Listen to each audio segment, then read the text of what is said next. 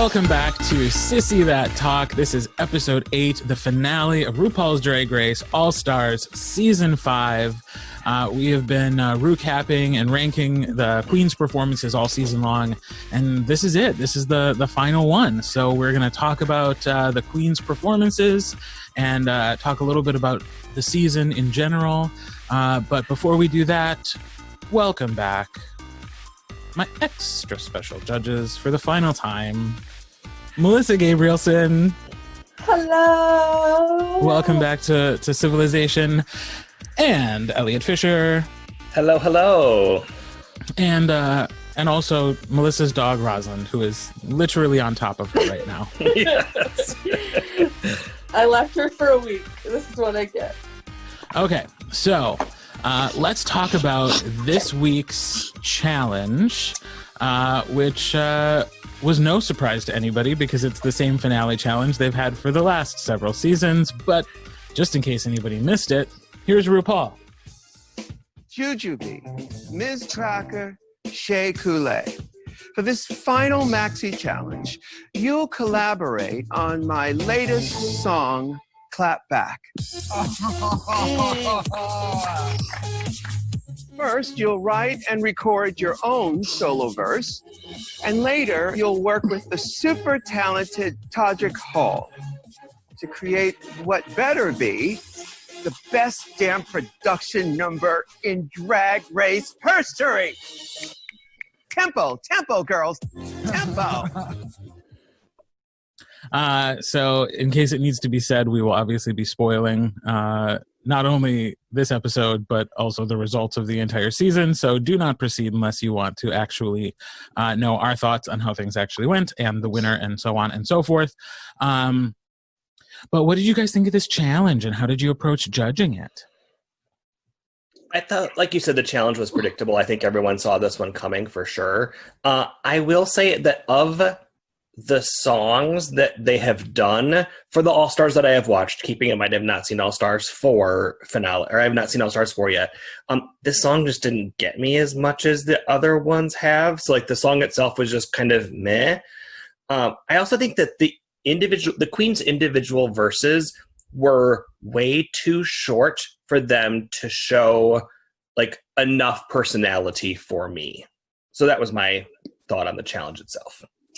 I just thought they were mixed too low. Like they were so quiet compared to the rest of the music that was happening. I had to go, because I rewatched it again this morning and pulled up the lyrics along with it. And there were lines I'd completely missed because they were just too quiet. Mm-hmm.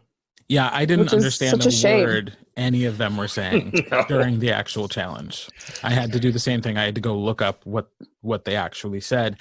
And the thing about this song is it doesn't really give them a chance to show who they are in any way, shape, or form, because it's all about clapping back. It's all about a quick retort. So like that's the part of themselves they all got to feature, which doesn't really tell me anything about who they are. And their lyrics didn't really, like, I guess what I'm saying is I don't think any of their lyrics actually told me anything about who they are as people. It wasn't really a feature for them, and I'm blaming the song. Yes. I think their only option would have been to, like, try and tell a story of a situation where they have had to clap back to somebody, but I feel like the verse wasn't long enough to give them the opportunity to adequately do that. Yeah. So yeah, we all agree this song was probably not the best production number in RuPaul's Drag Race history. Well, sorry. And it's unfortunate because there's so many iconic moments from other like All-Stars numbers. Like I can still sing every single verse from All-Stars 2. Like your dad does still call me Katya. And Shangela, I can sing all of Shangela's and all of Trixie's. Like those moments are iconic, but there's not an iconic moment anywhere in this one other than the very shady edit that the editors gave to Mayhem Miller's dancing in the background. Was it shady or was that the most generous one they could do? We don't know. We We don't know. I was going to say, for me, the iconic parts of this were visual, not in the song themselves. To me, there's one iconic moment that happens, but it was visual. We will get to it. Before we actually judge the queens, though, I thought it might be fun to look back at the season and for us each to talk about our favorite moment from the season itself. So, Elliott, why don't you go first on this one? I think my favorite moment from this season had to be in the SheMZ challenge when Ms. Cracker and Jujubee were having a very intense conversation, very close together with each other. That was probably one of the funniest moments for me.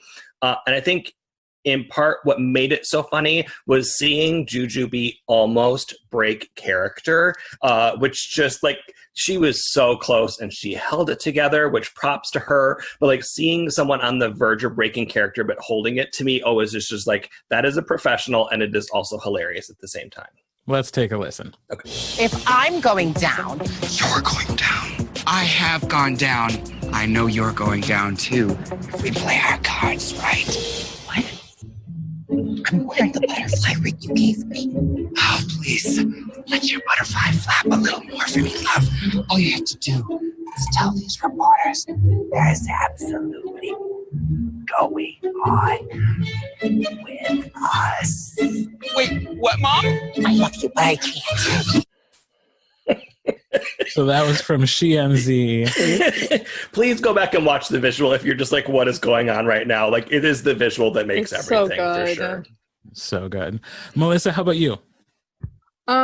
Well, I came in late on picking moments, so I didn't necessarily get to get them. Also, I normally rewatch the whole season before a finale of Drag Race, but because I was in the holler, I didn't get to do that. So I just sort of picked the one that jumped out right at me, which was during easily one of the worst challenges of the season, which was the hotel room design challenge. But it was one of the moments that made me endeared to Blair St. Clair, where she and Mayhem are describing how rich their room makes you feel. And she uses the following descriptor, which I like to say all the time now. 24 karat room is luxury. Rich. How rich? Very rich. So rich. Daddy rich. See, Kirt hates it, but I love saying it all the time.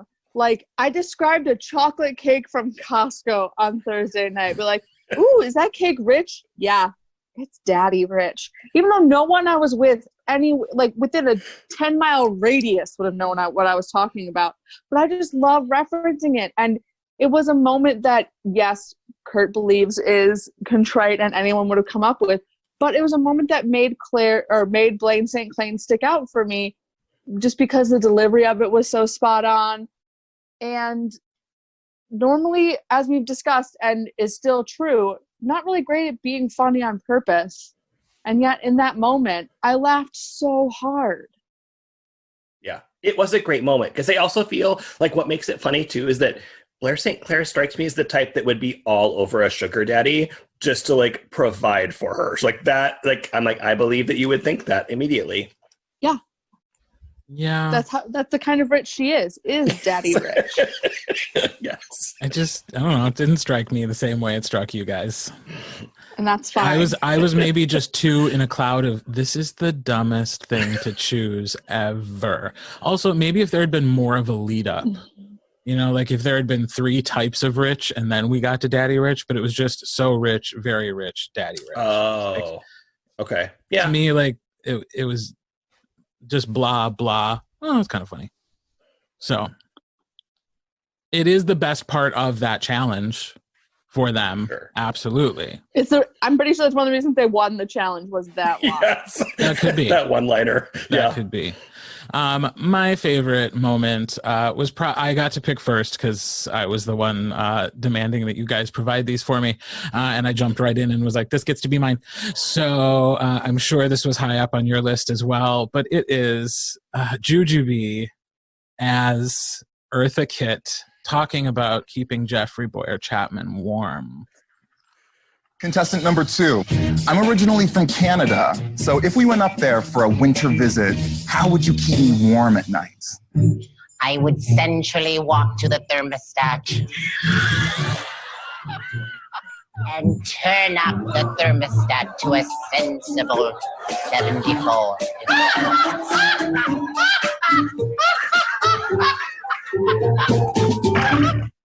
It's so good. It's so good. So good. Even though Shea Coulee won that challenge that week, which I do think had a lot to do with the runway as well, and she also had a very strong performance as Flavor Flav and was interacting a lot with Jujubee in a very funny way. For me, that was the moment of Snatch Game. That will be what is remembered from this season moving forward. Yes. So yeah, it was, we had some fun moments this season, even though, well, we can talk about our overall feelings about this season later. But so this week's challenge, as Ru told us, was to write and perform a verse for RuPaul's latest single, Clap Back.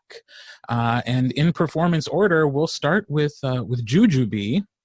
I have no idea whose turn to start it is. So somebody start talking. I'm pretty sure it's yours. Yes. Okay. So for me, I have to get to my sheet here.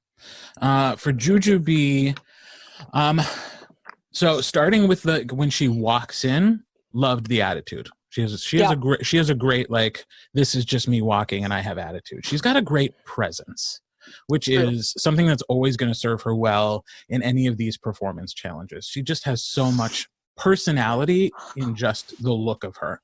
I also really liked this performance outfit on her. Like, her and bodysuits are having a moment right now, and I'm into it. Can't wait for Malyssa to disagree based on the face she just made. Really liked this performance outfit. Here's the thing about the choreography. A lot of it, even though I feel she was getting it, the movement was smaller than I wanted it to be. I think she wasn't full out. And I did see a couple moments where you could tell her confidence wasn't as strong as it was in other moments. Like when she didn't have to be doing choreography, her personality and her presence really shone. And then she had to do some movement. You can kind of see on her face, like, yeah, no, I have to do some movement. But I applaud her for throwing herself into the arms of those menses. And I thought overall she did a pretty darn good job with this performance. And I always like hearing Jujubee sing, so that was a plus for me as well. When it came to the runway look, this look for me was spectacular. I loved it. I did question if it was right for this runway. Like, if it was your Final Fantasy All-Stars Eleganza, there's almost something a little too interesting about it, a little too conceptual for me.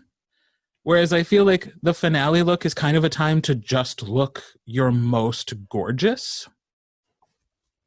So there was a part of me that wondered, like, if she had worn this during the Love the Skin You're In and talked about her heritage in this way, how much I would have, like, loved it then. And I still love it. I still think it's a spectacular look. There's just this tiny little part in the back of my head that was like, is this like the eleganza of your All-Stars finale moment? As gorgeous as it is, I don't know. That is, if I'm being nitpicky, which at this point you have to be. I also think I have to acknowledge at this point in the competition, as is the case sometimes when you're judging forensics rounds, that I'm taking other things into consideration. When you judge a final round at a national qualifier, you're not only looking at the performance, but you're thinking about which of these pieces is going to represent us best at nationals. So you're starting to think about which piece will play better. what, beyond what would be popular or good here in Wisconsin, like what has elements that could make it successful nationally, or what performance speech has elements that I'd be proud to have perform at nationals. Same thing if you're lucky enough to judge a final round at state or a final round at nationals, like you're starting to think about, like, it's not just who did really well. You're also starting to think about, who do I want to take that first place? Yeah. Like, so I'd be lying if I said part of my ranking wasn't simply how I want these girls to land in the final order, because of how I think they've done all season, and the myriad of other things that influence how I want the season to turn out. And in this case, in this fake world we've created, I get a chance to influence that decision. So with all of that being said, I gave Jujubee my 2. So who goes next? Malyssa does. Okay. The issue that I had with her outfit during Clapback is that all of her shapewear was visible from every possible place it could be. It was visible in her crotch. It was visible in the front, underneath those straps, and it was super visible from the back, which is really distracting. From the neck up, the most gorgeous I have ever seen Juju look. Like, the mug and the wig were perfection. If only she didn't look anytime like she was doing choreography like she was going to poop herself, she would have looked beautiful. But she looked so terrified in some of those moments, and it made me feel bad because she walked out initially and I was like, yes, yes, yes. And then she started dancing and I was like, you got it, sweetie, come on. Yeah, I wish that she had, like, part of me wishes that what she had worn during the final lip sync is what she would have worn for Clapback. But the bodysuit and the boots, not the fringe, because that would have been very complicated for the choreo she was doing. But if she had been wearing that during this number, I feel like she would have been on the same level look-wise as Shay and Cracker. And her lyrics were kind of boring. But that finale, like that final look, I gasped so loudly.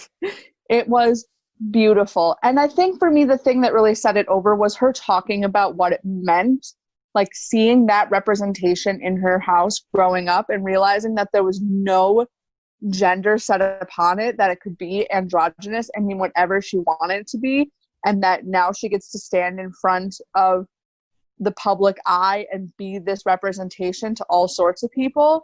And when she talks about being cinched for the gods while dressed as an actual god, I was like losing my mind. She looked beautiful. I loved everything about that look. I do think that the choreography and like the lyric thing is not her strength, especially up against Cracker and Shay. If it had been like, if Snatch Game were the finale challenge, like Juju would have walked away so handily. But comparably to the other two, Juju walks away with my 3. But the one in my heart so intensely, you know how sometimes there's that kid who is just all around such a delight and you love them so much and you're just like, I would give you the one in all aspects of personality and person and greatness, but there's people who are competing against you for those 10 minutes who are better than you. She's my Miss Congeniality. I know they don't do that on All Stars, but Jujubee is this year's Miss Congeniality for me. She's the number one there. Also, perpetual Miss Congeniality. Yes, truly. I would be remiss if I didn't also bring up her talking about being flexible and how, like, if you're gonna ask me out to dinner at 7 and it's already 6, like I'm gonna show up on time. I'm gonna be that kind of flexible. When it comes to physically flexible, we're not there. Girl, I have it. Shall we listen to it? I pulled it for you. Here we go. Thank you, Kirt. Can you turn this way and put your hand up like this? And boys are gonna face in like this and get ready to catch her. And you're gonna do like a dip. She looks like she's being baptized and against her will. Am I flexible? Well, I mean, if you call me at 6 o'clock and I need to be there at 7, I'll be there at 7. But are my muscles flexible? No. Like, I relate to that so deeply. Who doesn't among us? She's so delightful. And I also really loved her answer on what's the tea. I loved all of theirs. I really think that was a great part of the episode.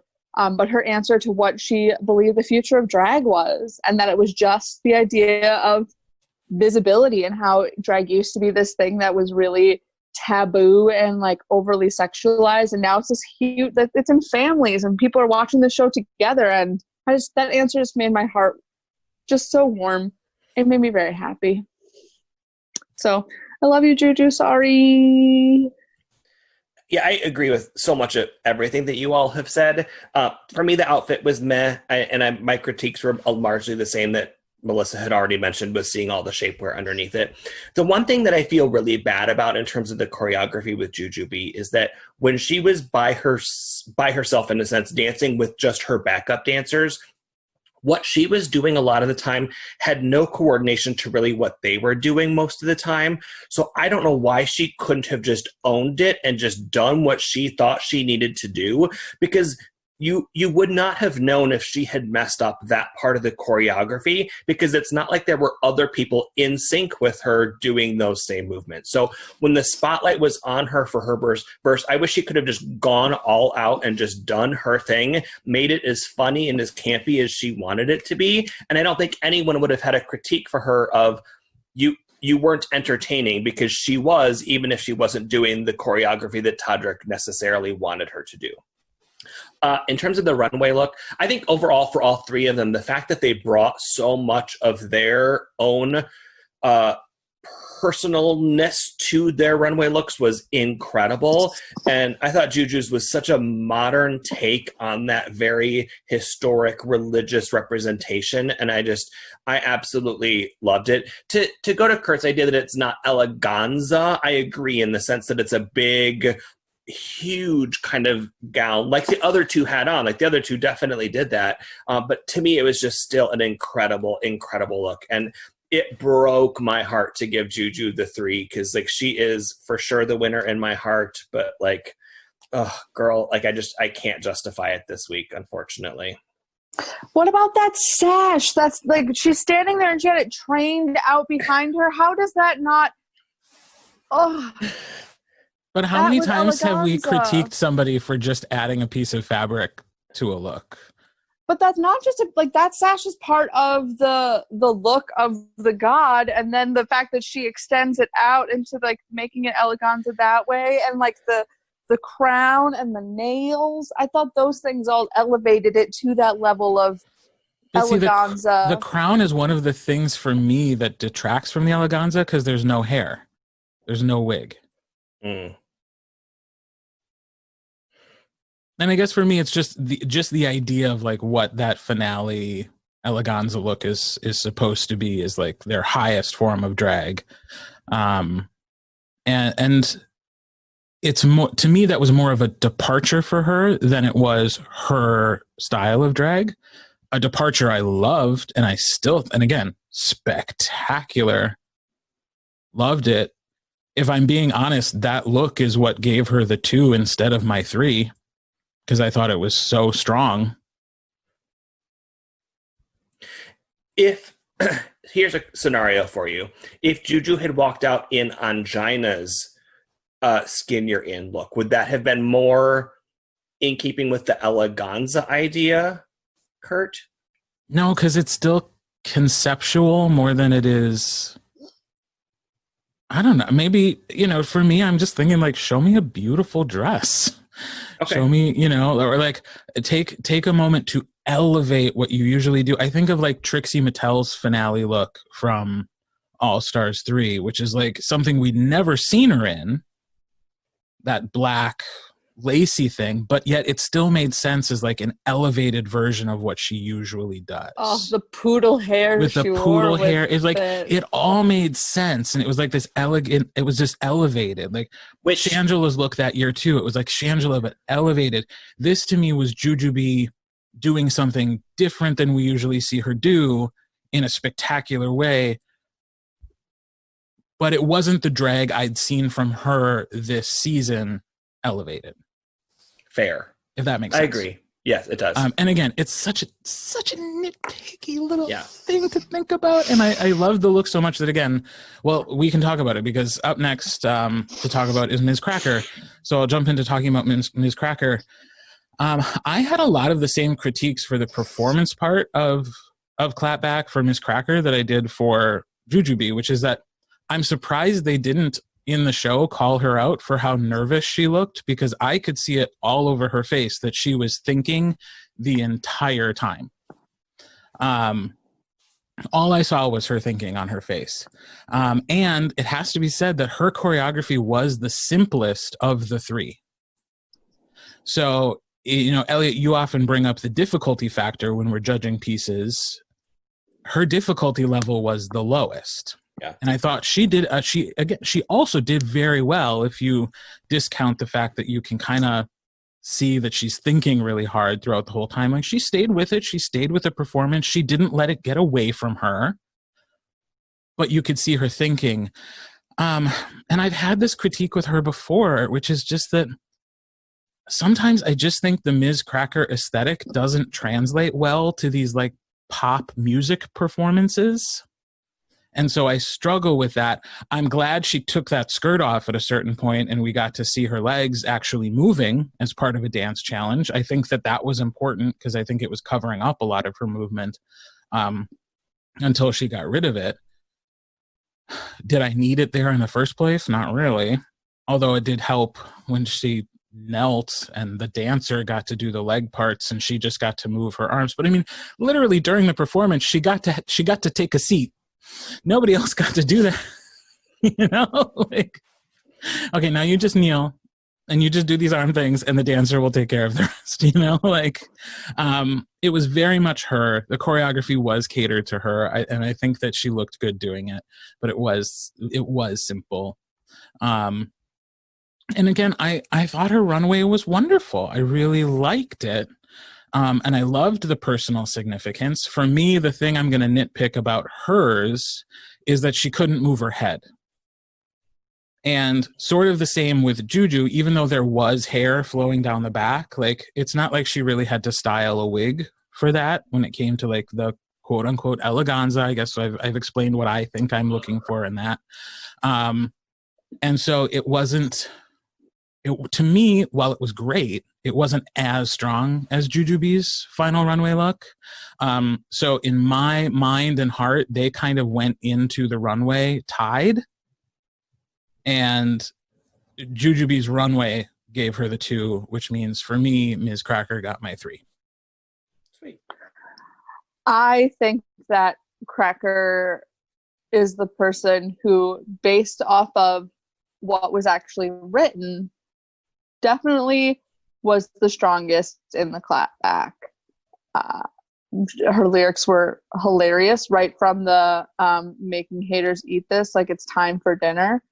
Time for dinner is a Miss Cracker joke from her social media, and it makes me very happy to have seen that.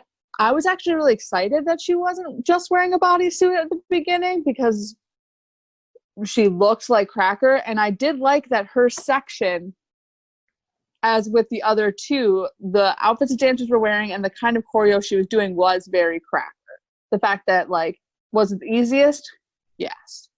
But the whole, like, standing on tiptoe like ballet dancers and then dabbing to get out of the releve, like, that made me laugh ridiculously because it was so stupid. And that is exactly sort of what Cracker is. It's just stupid that you're enjoying. And then she ripped off the skirt and I was like, oh, you are wearing a bodysuit.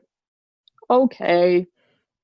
Because I think she would have needed to be, I just think that a bodysuit and heels versus a bodysuit and boots just looks strange. And we all know how I feel about the color of tights that Cracker wears at all times. But I think that in terms of writing, she had the best verse. I loved her final runway look. I loved all of the pearls. I loved that shade of pink on her. I think it was too much hair. There was a lot of it.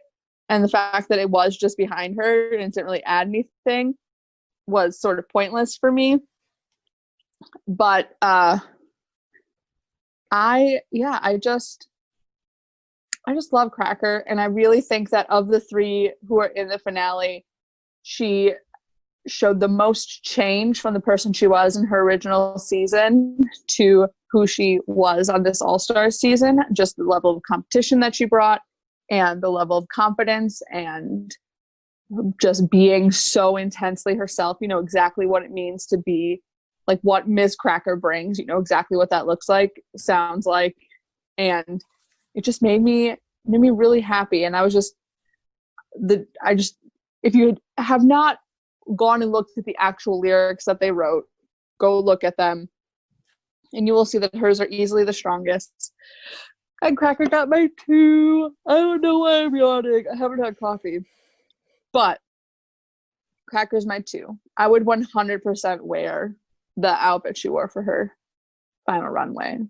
I wouldn't look nearly as good because I have too much red in my skin, but I would do it anyway. That's what makeup's for. You just change your skin color. Yeah, I thought her performance in the challenge was good, and I had never really put together that her general overall look and aesthetic doesn't pair well with a modern kind of set of music. And I think that's maybe in my brain, like why the whole time I was watching it, I'm like, this just seems kind of odd to me.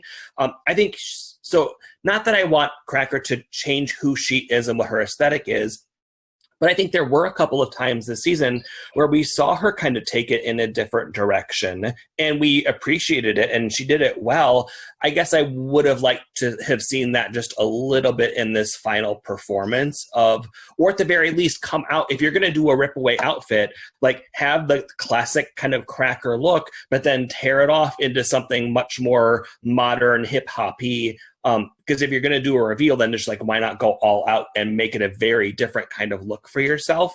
I thought, her verse, I think, was the strongest out of any of them. I thought the choreo looked clean for the most part. Like she may have looked hesitant, but she still at least knew what she was doing. The final runway look was amazing. I think I had 2 critiques with it. Number 1, the giant slit up the right leg seemed kind of odd to me. Like if she was trying to make it look more modern, I don't know if the giant slit was necessary is the way to do that. And I think with the wig, I agree. Like just having the long straight hair on the back, not good. I think if we could have seen just a little bit of curl or something underneath it along the back of the neckline, like she had that fantastic like low chignon style with the 3 outfits in one, like that kind of style of wig, and you would have been able to still wear the headpiece and that would have looked phenomenal. So yeah, Cracker, I got my 2 this week. Yeah.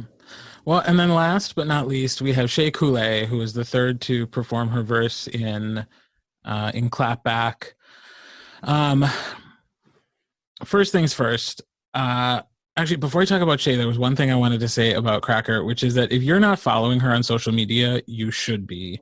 Because talk about her glow up from her season to now. It is, I think, 3 or 4 times that from when they filmed this to now. Because she is, like, her look is even more refined and beautiful on her social media. And the pictures you can see that she was taking at events before the world shut down than it even was last summer when they filmed this. Like she has really dialed in on her style and her look, and she looks amazing. Can we say one more thing about Cracker? Sorry. I let's have a Cracker love fest. I adore Cracker. Kind of going to the fact that like how much she's grown just from her season that she was on there. I also saw a lot of growth from the beginning of All Stars 5 to the end. And I wonder if Cracker got to a point in the elimination process where she was like, okay, I've made it this far. I don't have anything to prove anymore at this point. And I also feel like it may be Cracker's brain, like, I don't need to win this in order to have a good career. Like, I'm going to be just fine. Because when I went and watched the clips of the queens actually finding out who won, like, her reaction was instantly happy for Shea. Instantly. And Juju, you could see the heartbreak on before. But anyway, so I thought Cracker just kind of got to a point where she was just like, I'm good now. I can do my thing. I have nothing left to prove. I'm going to be fine. Let's just do it. And so that's kind of where I think that lightness came from. She's also too smart to think she was going to win when she was in the end with Shea and Juju. She could have won. She had the opportunity to get rid of those girls. But she didn't. So by that point, she's too smart to know. Yeah. To think that she can win when you have to take into consideration the fact that it is also a television show and a competition, and the storyline being told was clearly Juju or Shea. Nobody else in those 10 girls had a chance, really. Correct. So talking about Shea, I have to point out the fact that, like, in the walk-in entrance, she is the only one to nail that beat, because there was a double beat, and she is the only one who hit both, whereas everybody else kind of came in, stood, and then did something, and it was like, that wasn't to the music, but okay.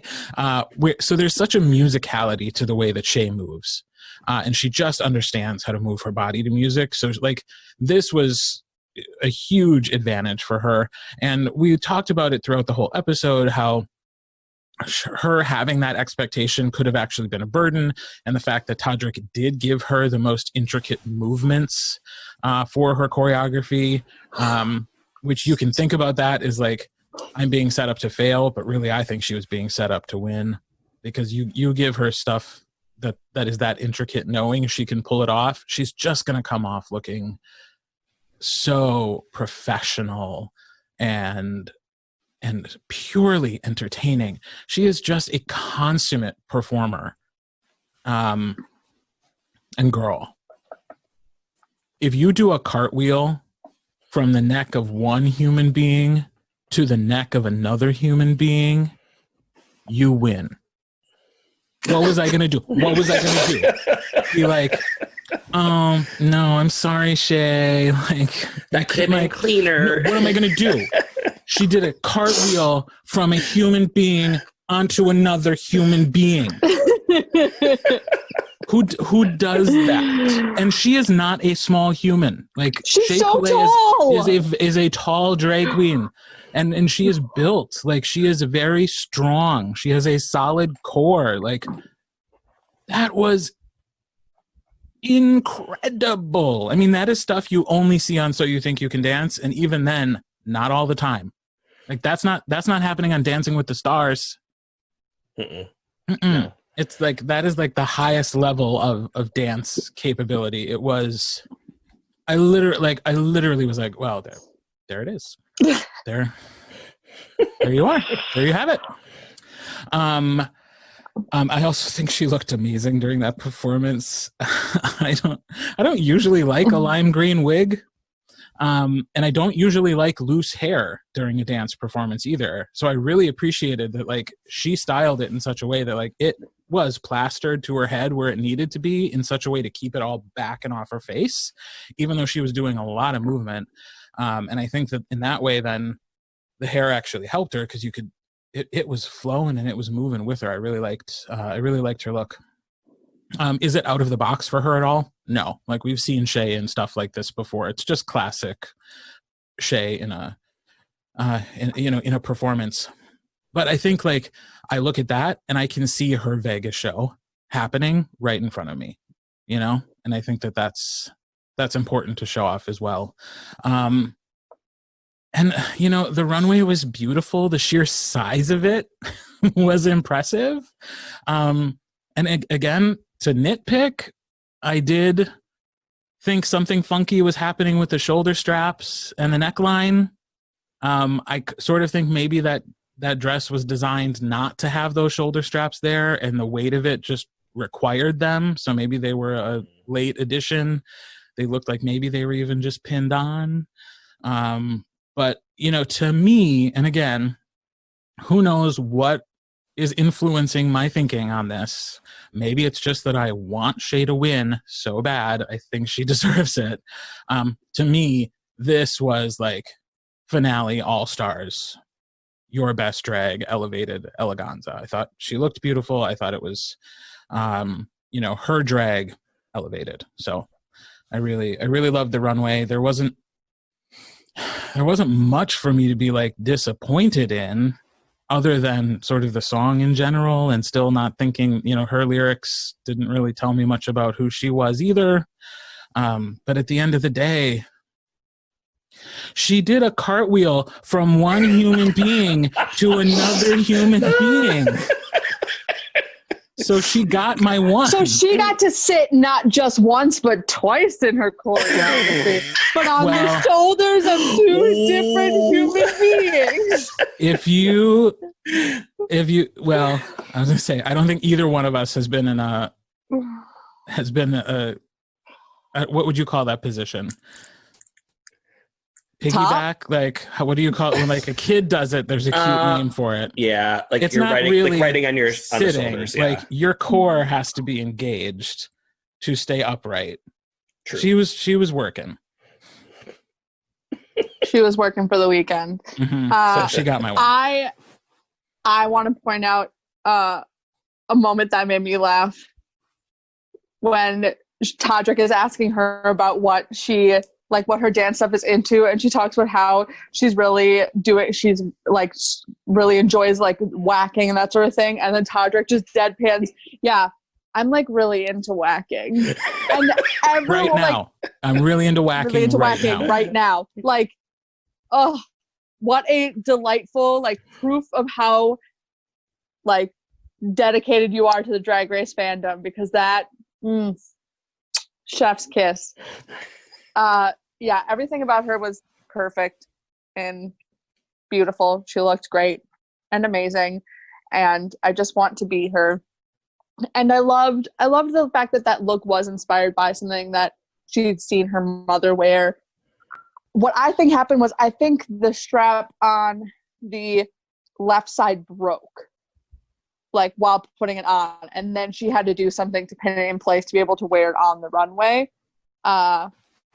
There would have been no way for her to wear it without those straps. So I just think they broke when she tried to put it on. But that shade of pink on her skin tone, I don't know if she was wearing body glitter, but it looked like she was wearing body glitter. She was glowing so much, and I couldn't handle it. I also scared both my cat and my dog with how hard I laughed at her telling RuPaul how she'll never be able to repay her, but if she gives her her Venmo, she'll start making some payments in installments. What a great way to like finish up what had been a really tender, sincere moment, but in such a Shea Coulee way. I loved every moment of it. And I also really liked her talking about going to therapy during her What's the Tea conversation, and how like it could have, like, leaving the show and the amount of disappointment that she had could have been something she tried to just like persevere over rather than trying to get through, and the effort that she has to put into therapy. And as someone who, you know, puts effort and has to go to therapy, I was like, yes, therapy is hard and it sucks, but it makes you better than the alternative. So it made me very happy. Obviously, Shea Coulee got my one. Like, duh. In the words of Kurt Graves, she did a cartwheel from one human being across a second human being onto a third human being. It's amazing. I want to see that. I want to see that in group and Turk now. No touching. Oh, is there no touching? I thought there's just no looking. Okay. You could do it with binders. Okay, Melissa's gone now. This is what she's thinking about for the rest of this episode. Okay. So in terms of the challenge, I thought her outfit was fine. But like once her backup dancers joined her, then I was just like, oh, I really like this now. It was just a little bit of an odd look to begin with, but like it's very Shea. The choreography was amazing. She did an amazing job there. I think what is also very telling about Shea as a performer is there were a couple of moments in her performance where she knew where the camera was and she would like look right to that camera. So not only like remembering your own lines and the choreography, but to be able to be smart enough to know where's my camera and when are they going to cut to me, like that just was like, okay, girl, this is yours. Like you got it at this point. The one awkward moment I thought she had was she was kind of like laying on the floor for a little while, like waiting for her backup dancers to begin to pick her up. And it was like, you could see her just being like, are they going to get me? Are they going to get me? And they did, but it was like a little bit longer than I think she thought it was going to be. Her final runway look was incredible. But the first thought that I had was, if she had not worn that amazing red gown during the stand-up comedy challenge, how much more amazing would this pink gown have looked on the final runway? And I loved that red dress. Don't get me wrong. It was spectacular. But I feel like up to that point, we had not really seen the eleganza, amazing gowniness of Shea at all. And if she had worn something less dramatic in the stand-up comedy challenge, the impact that gown would have had on the runway for the finale, I think would have just been unbelievable. But I loved the fact that it called out to her mom and her prom dress. Like, I thought that was amazing. Just like the personal connections that all their outfits had was really, really cool to me. So yeah, Shea, and final thought about Shea for me, I think she was the favorite going into the whole season. I think people thought that it was hers to win. But I felt like she probably also knew that, but I don't think she ever like just coasted enough to get by, because she knew that she was going to get through no matter what. She continued to work for it and try as hard as she could to deserve the win. And I think for that, she definitely deserved it. So yeah, she definitely got my one. Yeah. Well, I don't think there's any point in delaying the inevitable, since there's only 3 contestants and 3 judges. So people have already done the math at home. So, in third place, we have Juju B. In second place, we have Ms. Cracker. And our champion, the world's champion, the winner of All-Star Season 5, Shea Coulee.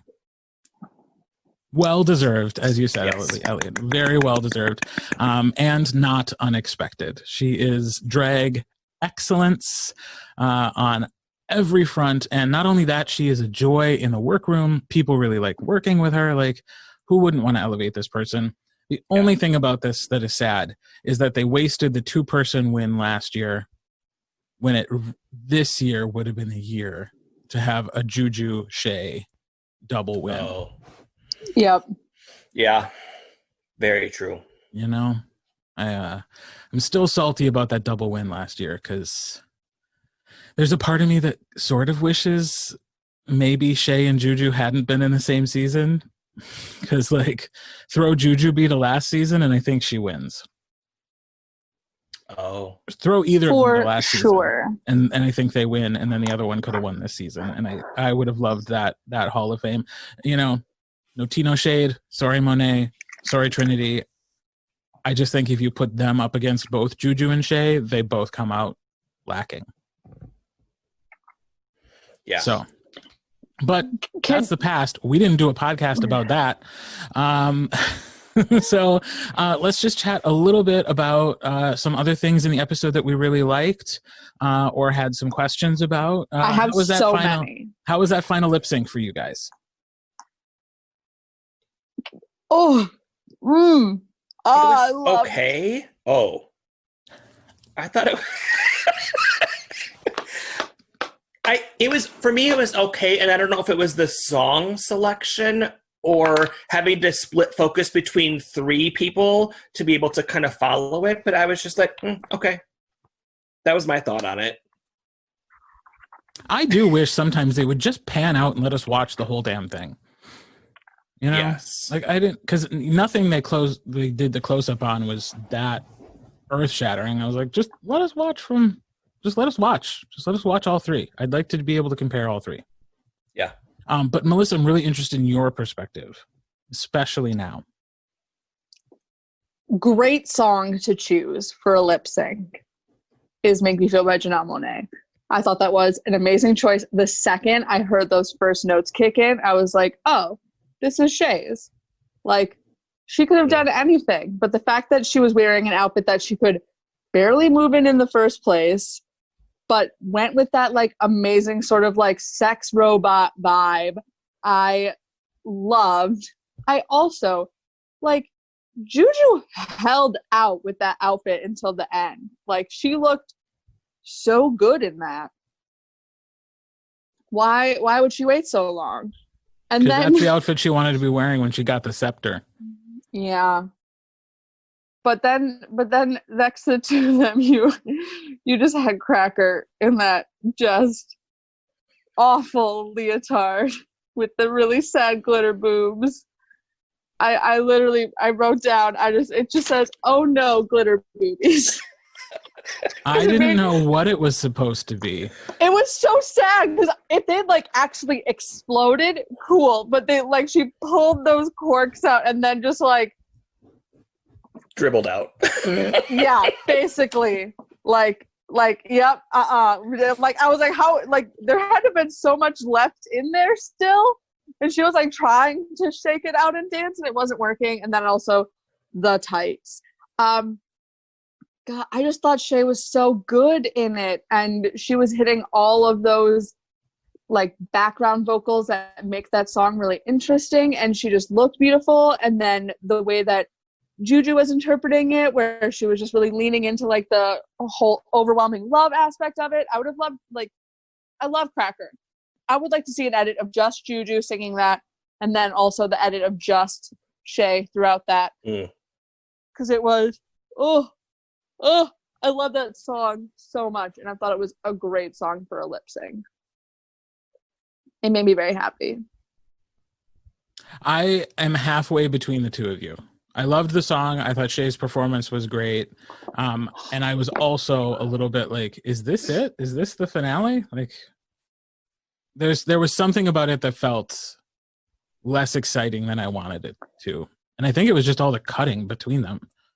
It's like, just let these queens do their thing. It's also the first time in a very long time where a finale lip sync wasn't just a series of reveals. And like the one reveal was Cracker, those glitter boobs. But otherwise, it was just three queens who were just like, yes, we're just going to actually lip sync this song, which I appreciated because, as I've discussed before, like, a reveal can be fun, but at the same time, like, I still think one of the best lip syncs of all time is Latrice Royale standing in exactly one place, lip syncing to Natural Woman. She doesn't move her feet at all. She just barks, and it is incredible. Yeah. So I think maybe that's one of the reasons I appreciated it more, was because we didn't have all of the theatrics and the added aspect of the queens who had been eliminated off to the side, like snapping and yassing and cheering for them. I think was a really nice addition. Because if you're not going to have a live audience, at least have someone else there to like liven up the situation. That may be the best justification I've heard for why those queens were there, because this was something I wanted to talk about. Why were they back? There was no point. Like, if the biggest drama of the season was India accusing Alexis and Mayhem of conspiring against Shay, and then the final resolution we're going to get to that is like, oh, I guess maybe I misunderstood when you said you were doing it, that you wanted me to do it. And it's like, this is it? This is the resolution to this conflict? We didn't need any of that.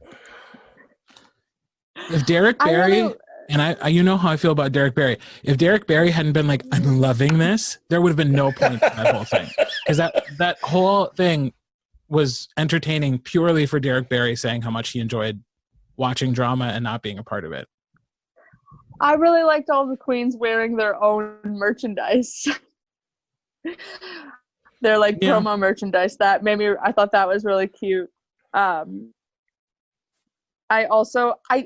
did enjoy getting to see everyone's like what they were going to wear for the finale and feeling very justified in those of them who did not make it. Because if that was what they were truly wearing, like Mayhem Miller, how dare you? How dare you think that ugly orange thing would have been what would have been All-Stars eleganza?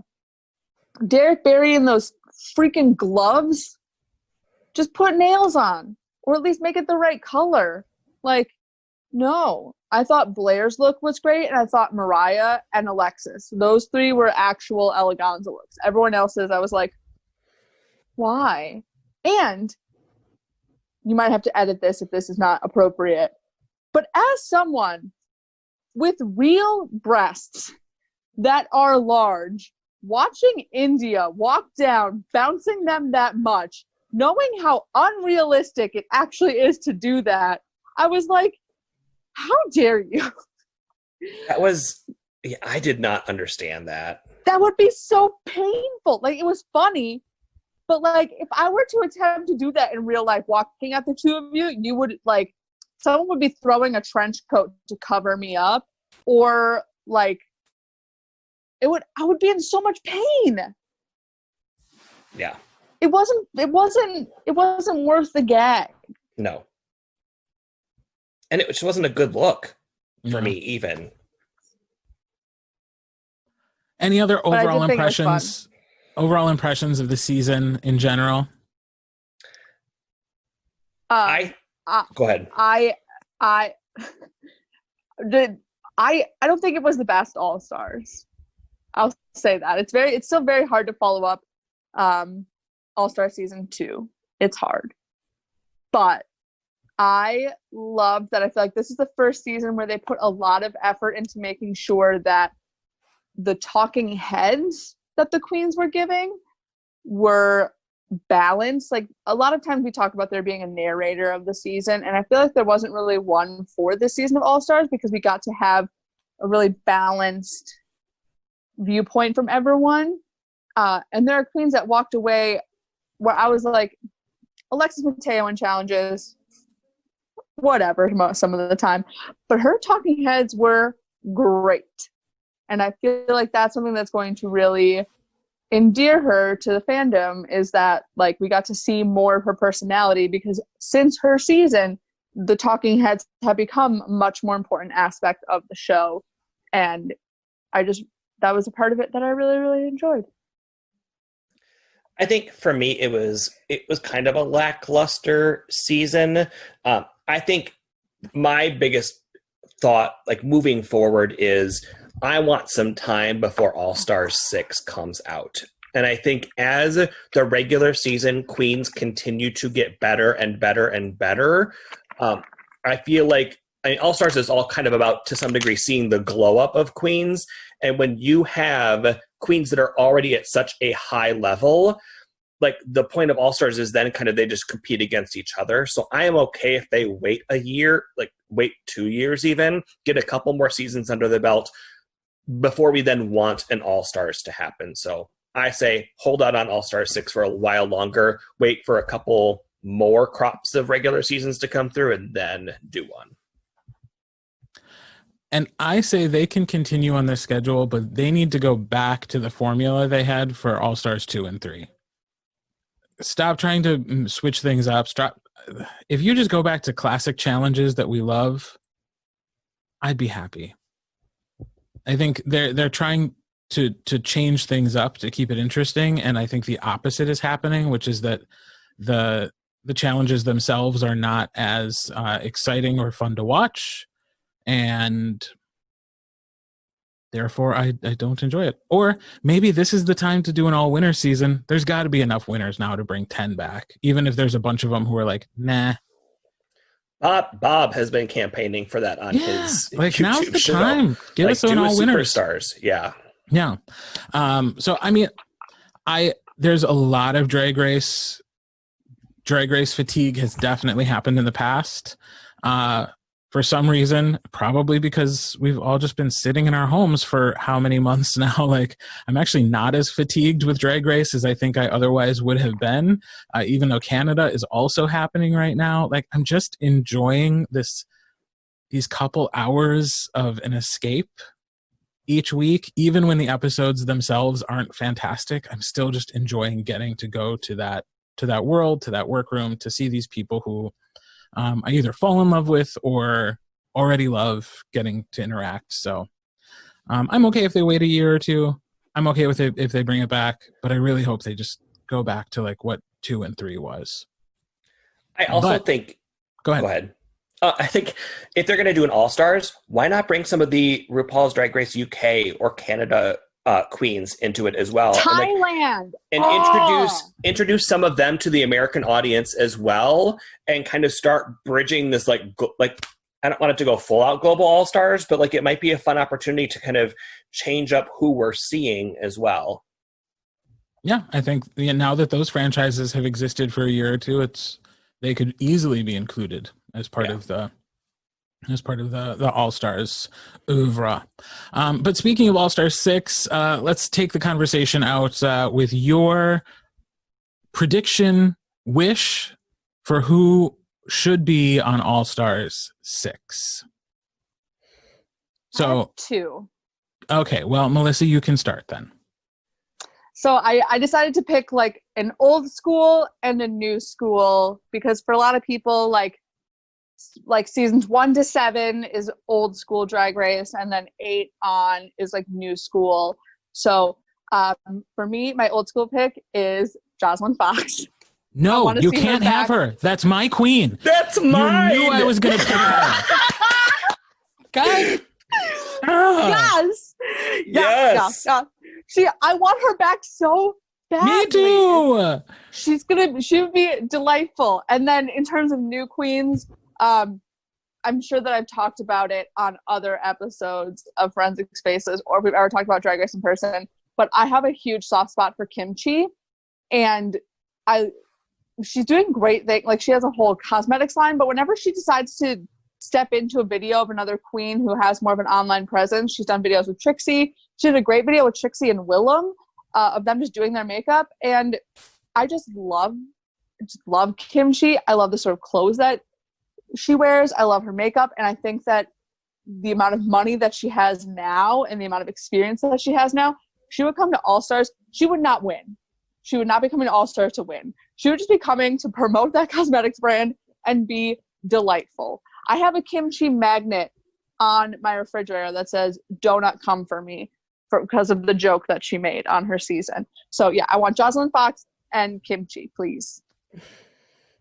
Well, I have nothing to add because Jocelyn has been my queen for years and years that I feel was underrated. She did great on her season.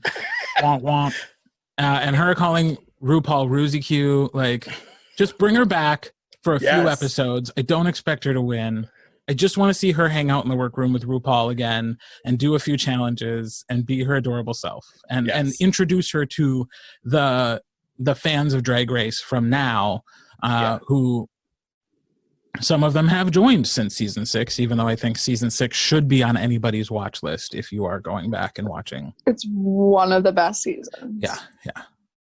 Yeah, I'm thirding the motion on Jocelyn Fox, because if nothing else, she is great talking head material. Like, she will give you one-liners, comedy, like, forever. She is amazing. I also think from season 12, I would like to see Jackie Cox come back, possibly, or Rock'em Sakura come back as well. I think give those two a little bit more money and some time, and I think they could do some really great things. So those would be my 2 additions as well. Ooh, also Sonique. Because Sonique in the Christmas special that they did, so good. And I would just like to, again, see more representation of transgender queens who have fully come into themselves since they were on the show. So, like, bringing her, or even bringing Peppermint back again, because Peppermint is incredible too, and sort of maybe making up for some of the harsh words that Ru has said in recent years about trans queens. Sweet. And one more pitch. If you are not watching Drag Race Canada, y'all, you are making a mistake. It is so nostalgic for old seasons of Drag Race because it's so simple and everyone is trying so hard. And if nothing else, mute the TV and just stare at Jeffrey Boyer Chapman for an hour. I am loving Drag Race Canada. I am so excited to watch last week's episode once we get off of this call because it's great. Do yourself a favor. Now that All Stars has ended, get a WoW Presents subscription. It's like $5. Watch Drag Race Canada until whatever the next Drag Race thing we get is. Agreed. It's fun. And again, in a time when there's not a lot to celebrate in the world, let's keep celebrating drag. I'm all for it. Let's do it. All right. Well, thank you guys for going on this journey with me. I really appreciate you coming on the call weekly and discussing Drag Race. We'll figure out something to talk about eventually. As we wait for forensics to come back into our lives. Who knows what the next school year has in store for us? I'm not going to make any predictions, but this has proven we can bring forensics to just about anything. Heck yes. So who knows what the next thing will be. So thank you guys so much. And for all our listeners, do check out RuPaul's Drag Race in all its forms, on all the streaming platforms, on VH1, on WoW Presents Plus. There's just hours and hours and hours of joy-filled entertainment just waiting for you. So with that, Malyssa, take us out. No, I think you guys should sing because it's the last one. Go ahead.